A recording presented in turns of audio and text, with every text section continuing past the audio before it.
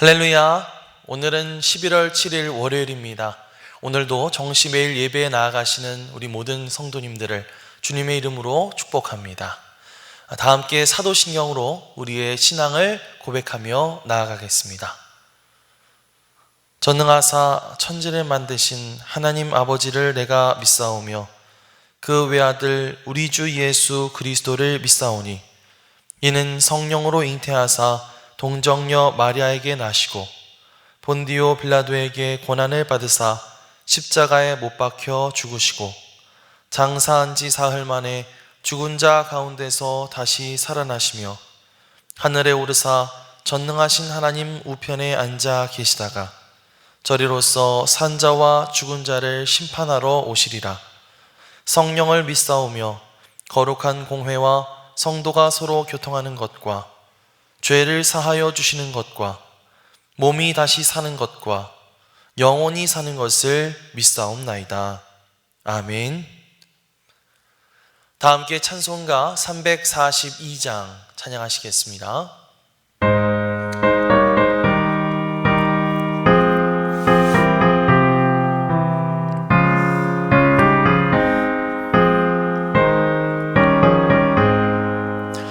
너 시험을 당해 죄 짓지 말고 너 용기를 다해 곧 물리쳐라. 너 시험을 이겨 새 힘을 얻고 주 예수를 믿어 늘 승리하라. 우리 구주의 힘과 그의 위로를 빌라. 주님 내 편에 서서 항상 도우시리. 내 친구를 삼가 잘 선택하고 내 언행을 삼가 늘 조심하라. 너 열심을 다해 늘 충성하고 온 정성을 다해 주 봉사하라. 우리 구주의 힘과 그의 위로를 빌라. 주님 내 편에 서서 항상 도우시리. 잘 이기는 자는 상 받으리니 너 낙심치 말고 늘 전진하라. 내 구세주 예수 힘 주시리니 주 예수를 믿어 늘 승리하라. 우리 구주의 힘과 그의 위로를 빌라. 주님 내 편에 서서 항상 도우시리. 아멘. 오늘부터 우리 수험생과 취업생을 위한 10일 작정 기도회가 시작이 됩니다.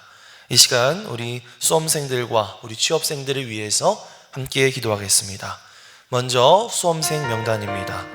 강재원, 강재현, 김민성, 박보람, 백윤수, 엄태준, 옥희정, 이희영, 임광열, 장예원, 조용한, 최하늘, 노서진, 우리 이 학생들을 위해서 기도해 주시기 바랍니다. 우리 수험생과 취업생들을 위한 기도 제목입니다. 먼저 수험생들과 취업생들의 모든 준비하는 일정 가운데 하나님의 도우심이 함께 하실 수 있도록 기도해 주시기 바랍니다. 또 우리 수험생들과 취업생들의 가정 가운데에도 예수님께서 주시는 사랑과 평안이 충만할 수 있도록 기도해 주시고, 또 우리 수험생들과 취업생들에게 성령님의 지혜와 명철함이 함께 해 주셔서 그들에게 다가오는 모든 문제 가운데서 온전히 승리할 수 있도록 또 주님께서 그 길 예비해 주시도록 우리 기도했으면 좋겠습니다. 우리 잠깐 동안 합심해서 함께 기도하겠습니다. 사랑과 은혜가 풍성하신 아버지 하나님, 감사를 드립니다. 주님의 은혜 가운데 주께서 지켜주시고 우리 수험생들과 우리 취업생들 아버지 하나님 이 시간을 함께 기도하며 나아가게 하심에 감사를 드립니다. 주님께서 아버지 주님의 자녀로 온전히 세워주셔서 주님 안에서 온전히 성장해 나갈 수 있도록 인도하여 주심에 감사를 드립니다. 주님께서 함께 해주셔서 우리 수험생들과 우리 취업생들의 모든 그 준비하는 일정 가운데 주님께서 함께하여 주시옵소서. 하나님의 도우심으로 인하여 이 모든 준비하는 과정들 가운데 어려움이 없게 하시고, 또 아버지 하나님께서 주시는 지혜와 명철로 말미암아 아버지 하나님 그 모든 준비 잘 이루어질 수 있도록 도와주시옵소서. 무엇보다도 그 수험생들과 우리 취업생들의 가정마다 예수 그리스도의 사랑과 평안이 충만하게 임할 수 있도록 도와주시옵소서. 그래서 이들을 닥달하거나 너무 염려하는 것이 아니라 하나님께 모든 것을 맡기고, 아버지 하나님 정말 계속해서 사랑으로 격려하며 아버지 하나님 그렇게 함께 기도하며 나아갈 수 있는 우리 가정들 되어줄 수 있도록 주님께서 인도하여 주시옵소서. 무엇보다도 우리 수험생들과 취업생들에게 성령님께서 함께 해주시기를 간절히 원합니다. 주님께서 부어주시는 놀라운 지혜와 명철함으로 인하여 아버지 하나님 주어진 문제들을 잘 해결해 나갈 수 있도록 인도하여 주시옵소서. 그 모든 문제 가운데서 하나님의 도우심을 경험할 수 있도록 도와주시고, 아버지 하나님 주님께서 예비하여 주심으로 말미암아 아버지 하나님께서 아버지 하나님 이 한 사람 한 사람을 통하여 이루실 일들을 기대하게 하시고, 아버지 하나님 그들에게 가지고 계신 그 계획이 무엇인지 깨닫게 하여 주셔서 아버지 하나님 이들이 이 모든 과정들을 통해서 아버지 하나님의 계획을 발견하고 하나님의 일하심을 발견할 수 있는 그런 귀하고 복된 시간 될 수 있도록 주님께서 인도하여 주시옵소서. 주님께서 온전히 이들과 함께하여 주시기를 간절히 소망합니다. 감사드리며 예수 그리스도의 이름으로 기도드립니다. 아멘. 다 함께 매일의 기도를 드리시겠습니다. 참 평강의 주님, 오늘도 새로운 하루를 주시고 복되게 하시니 감사합니다. 하늘에 속한 자, 하나님의 자녀로서의 삶을 권세로 살게 하시며 오직 하나님의 말씀을 즐거워하며 따라 살게 하심을 감사드립니다. 다윗처럼 오직 우리 주님만을 내 앞에 모시고 오직 주님만이 우리의 전부이심을 고백하는 삶을 살게 하시고, 그러므로 인해 주님께서 늘 우리의 전부가 되어주심을 경험하고 누리는 삶이 되게 하옵소서. 우리의 가정과 교회를 위해 기도합니다. 일터를 위해 간구합니다. 나라와 민족들을 위해 주님의 은혜를 구합니다. 구원과 치료와 회복의 은혜를 내려주셔서 어그러진 모든 것들이 바로 세워지게 하시고 평화를 이루게 하옵소서. 이제 일상이 된 경건의 일가를 통해서 성령의 충만, 성도의 영화를 이루게 하옵소서. 주님 사랑합니다. 언제나 자기 눈동자같이 우리들을 사랑하시는 주 예수 그리스도의 이름으로 기도드립니다. 아멘. 오늘 하나님께서 우리에게 주시는 말씀은 창세기 44장 1절에서 13절까지의 말씀입니다. 요셉이 그의 집 청지기에게 명하여 이르되 양식을 각자의 자루에 운반할 수 있을 만큼 채우고 각자의 돈을 그 자루에 넣고 또 네 잔 곧 은잔을 그 청년의 자루 아귀에 넣고 그 양식값 돈도 함께 넣으라 하매 그가 요셉의 명령대로 하고 아침이 밝을 때에 사람들과 그들의 나귀들을 보내니라. 그들이 성읍에서 나가 멀리 가기 전에 요셉이 청지기에게 이르되 일어나 그 사람들의 뒤를 따라가서 그들에게 이르기를 너희가 어찌하여 선을 악으로 갚느냐. 이것은 내 주인이 가지고 마시며 늘 점치는 데에 쓰는 것이 아니냐. 너희가 이같이 하니 악하도다 하라. 청지기가 그들에게 따라가서 그대로 말하니 그들이 그에게 대답하되 내 주여 어찌 이렇게 말씀하시나이까. 당신의 종들이 이런 일은 결단코 아니하나이다. 우리 자루에 있던 돈도 우리가 가나안 땅에서부터 당신에게로 가져왔거늘 우리가 어찌 당신의 주인의 집에서 은금을 도둑질하리이까. 당신의 종들 중 누구에게서 발견되든지 그는 죽을 것이요 우리는 내 주의 종들이 되리이다. 그가 이르되 그러면 너희의 말과 같이 하리라. 그것이 누구에게서든지 발견되면 그는 내게 종이 될 것이요 너희는 죄가 없으리라. 그들이 각각 급히 자루를 땅에 내려놓고 자루를 각기 푸니 그가 나이 많은 자에게서부터 시작하여 나이 적은 자에게까지 조사하매 그 잔이 베냐민의 자루에서 발견된지라. 그들이 옷을 찢고 각기 짐을 나귀에 싣고 성으로 돌아가니라. 이는 하나님의 말씀입니다. 아멘. 할렐루야. 오늘도 말씀을 사모하는 여러분의 심령마다 주님의 성령께서 함께하여 주시기를 간절히 축원합니다.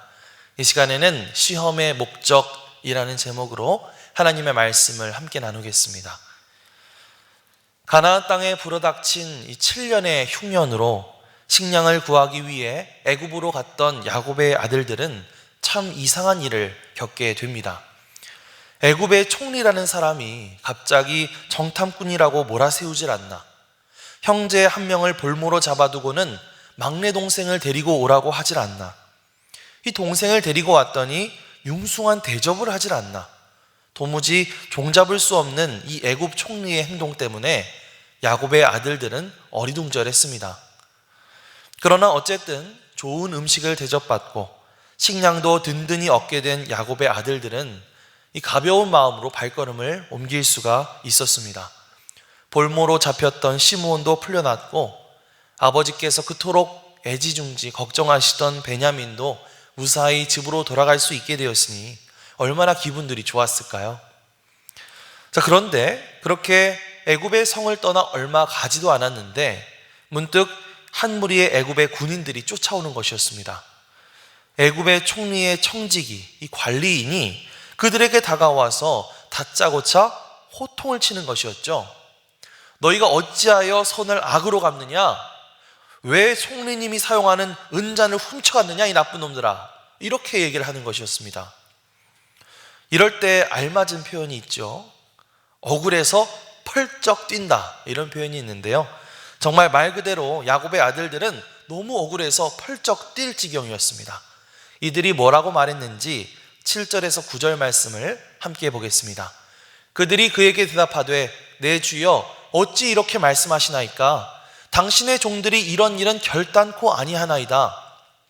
우리 자루에 있던 돈도 우리가 가나안 땅에서부터 당신에게로 가져왔거늘 우리가 어찌 당신의 주인의 집에서 은금을 도둑질하리이까? 당신의 종들 중 누구에게서 발견되든지 그는 죽을 것이요 우리는 내 주의 종들이 되리이다.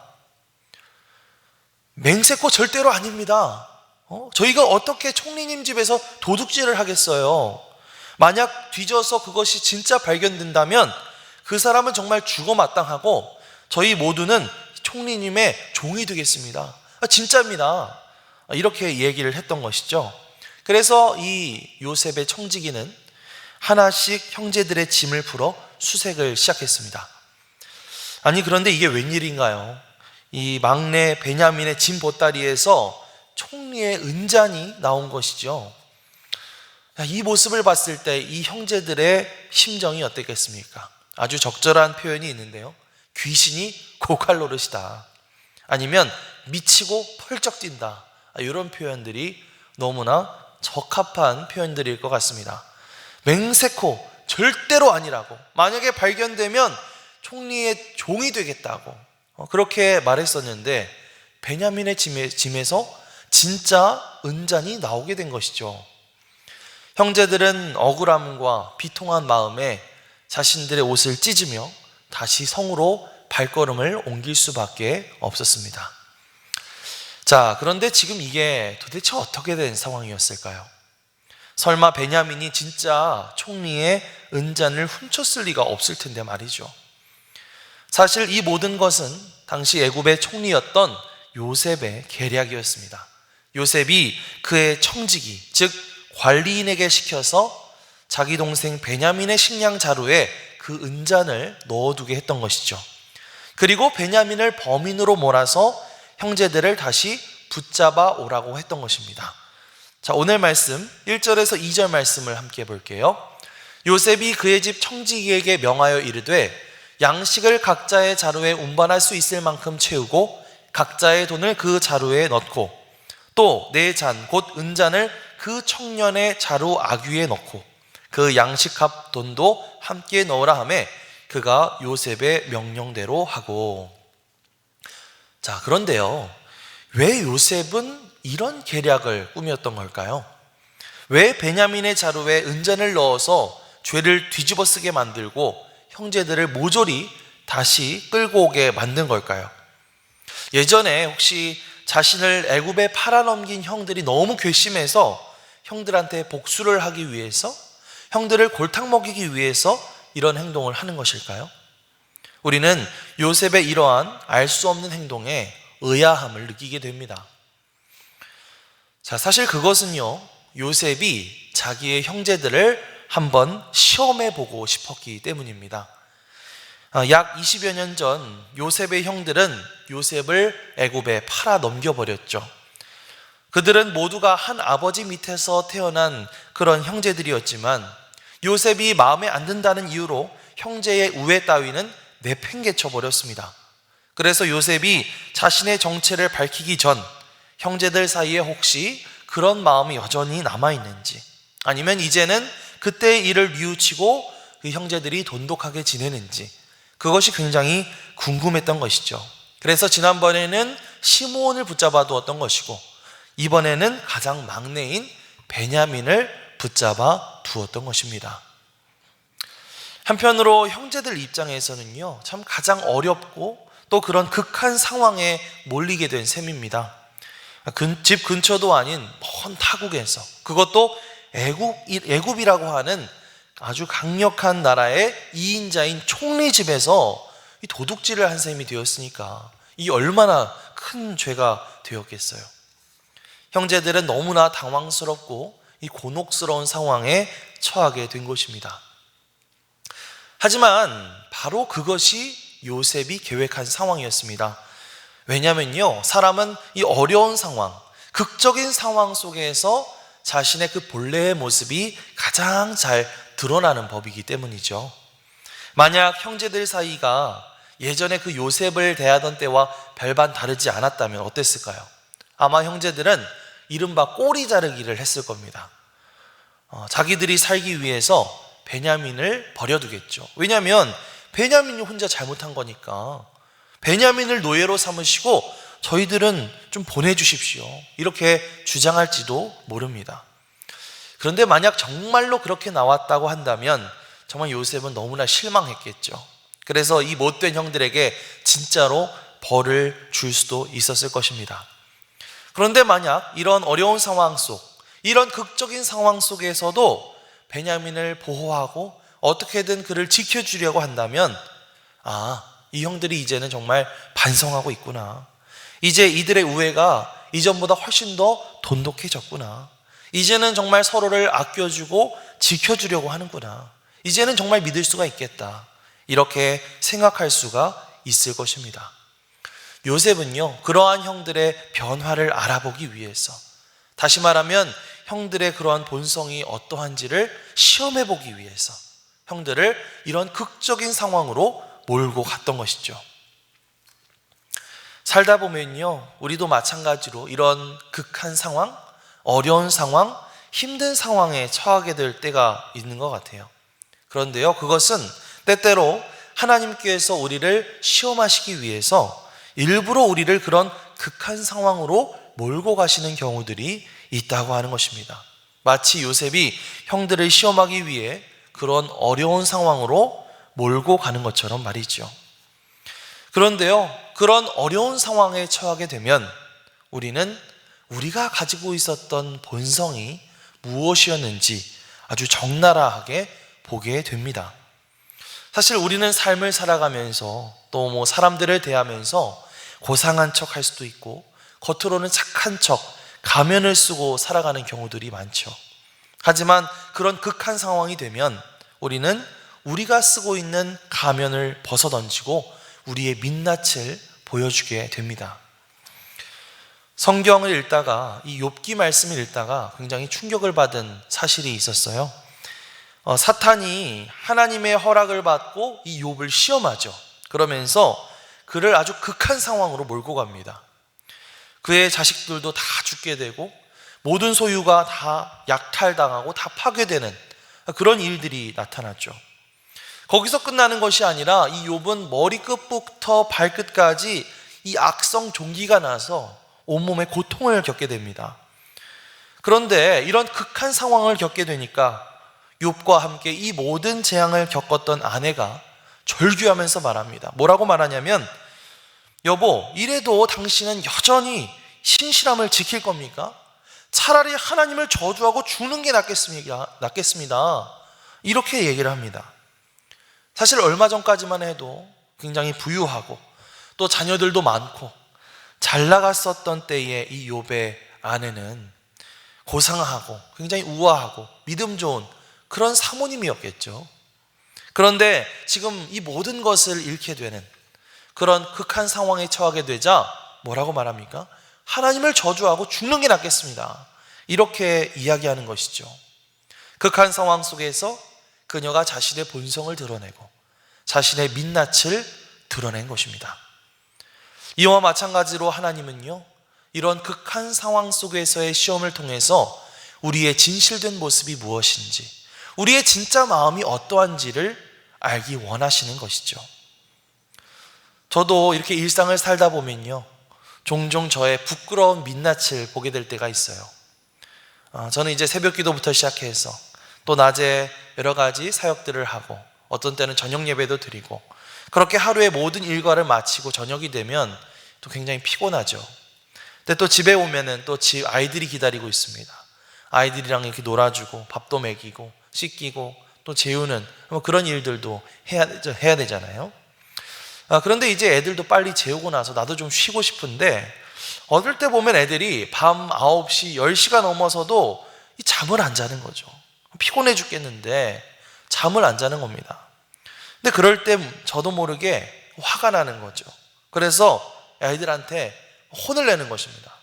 야, 이 녀석들 빨리 안 잘래? 응? 혼난다? 이렇게 얘기를 하면서 저도 모르게 막 큰 소리를 내고 짜증을 부리기도 합니다. 그런데 그렇게 애들한테 큰 소리를 내놓고는 아차 싶죠. 내가 피곤하다고 해가지고 성도님들한테는 한 번 짜증을 낸 적이 없었는데 목사로서는 교회에서 이 성도들 앞에서 한없이 착하게 굴면서 정작 이 아이들 앞에서는 내가 이렇게 화도 내고 짜증도 내고 하는구나. 내가 이렇게 부족한 사람이구나. 이러면서 나의 민낯을 보게 되면서 한없이 부끄러워지곤 한다는 것입니다. 물론 이것은 하나의 작은 예에 불과하지만 우리는 이렇게 힘든 상황 속에서 내 자신의 솔직한 모습, 내 자신의 부끄러운 모습들을 발견하게 되는 것이죠. 여러분, 하지만 진정 하나님의 사람들이라고 하는 그런 사람들은요, 이런 극한 상황 속에서도 신실하게 행동할 줄 아는 사람들입니다. 욥의 아내가 하나님을 저주하고 죽어버리세요, 이렇게 얘기했을 때 욥은 뭐라고 말했는지 아세요? 이렇게 말합니다. 우리가 누리는 복도 하나님께로부터 받았는데 어찌 재앙이라고 해서 못 받는다고 하겠소? 이렇게 이야기를 합니다. 성경은 욥이 이 모든 어려움을 당하고서도 말로 죄를 짓지 않았다, 이렇게 설명해 주고 있죠. 우리가 너무나 잘 알고 있는 다니엘, 이 다니엘의 세 친구도 이 우상을 섬기지 않겠다고 선언했다가 풀무불에 들어갈 그런 극한 상황에 놓였을 때, 그런 상황 속에서도 이 하나님을 향한 믿음을 놓지 않았습니다. 다윗은요, 사울에게 쫓겨서 광야를 떠돌아다니고 목숨을 위협당하는 그런 상황 속에서도 여전히 하나님을 찬양하는 그런 노래를 지어 불렀죠. 예수님은 어떻습니까? 십자가를 앞둔 상황 속에서도 주님, 나의 원대로 마시옵고 아버지의 원대로 하옵소서 하면서 하나님 앞에 기도했던 것을 보게 됩니다. 하나님은요, 이러한 어려운 상황들을 통해서 우리를 시험하시고 우리의 진짜 믿음이 어떠한지, 우리의 진짜 본성의 모습이 어떠한지 이런 것들을 깨닫게 하신다는 것이죠. 사랑하는 성도 여러분, 여러분의 진짜 모습은 과연 어떻습니까? 여러분은 어떤 때에 여러분의 본성이 또 여러분의 민낯이 드러나게 됩니까? 때로는 어려운 상황에 처하게 될 때 그것이 나의 본 모습을 깨닫게 하시려는 하나님의 시험일 수도 있다라고 하는 사실을 분명히 기억해야 할 줄 믿습니다. 그리고 그 시험의 시간을 통해서 내가 얼마나 연약한 존재인가, 내가 얼마나 간악한 존재인가, 또 내가 얼마나 부족하고 죄악된 존재인가, 이것을 절실히 깨닫는 시간으로 삼아야 할 줄 믿습니다. 그리고 거기에서 끝나서는 안 되겠죠. 그런 내 연약하고 나의 부족한 모습을 인정하면서 그것을 극복해서 더 나은 하나님의 사람으로 세워줄 수 있게 해달라고 우리가 기도해야 하겠습니다.